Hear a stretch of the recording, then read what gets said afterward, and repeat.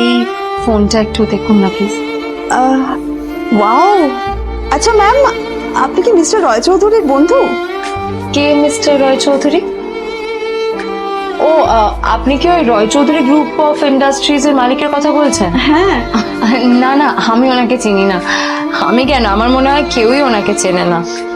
বড় বড় মানুষেরাই ওনা দেখা পান না। আমিও কোনোদিন ওনাকে দেখিনি, কিন্তু সাডেনলি আপনি এই প্রশ্নটা করলেন কেন? অ্যাকচুয়ালি ম্যাম, আপনার হাতের এই ফোনটা আসলে এটা ফোনের স্পেশাল এডিশন।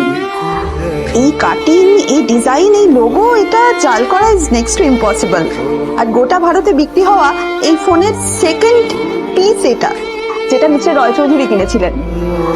সেজন্য জিজ্ঞেস করছি ম্যাম, আপনি এই ফোনটা কোথা থেকে পেলেন? তবে কি নীলই মিস্টার রয় চৌধুরী, নাকি নীল এই ফোনটা চুরি করেছে? বেকার নীলের কাছে কোটি টাকার ফোন কোথা থেকে এলো? নীলের সত্যিটা তাহলে কি? আর ও যদি সত্যি বড়লোক হয়ে থাকে, তবে ওর নিজের শ্বশুর বাড়িতে খরচামাই হয়েই বা থাকে কেন? আদ্রিতা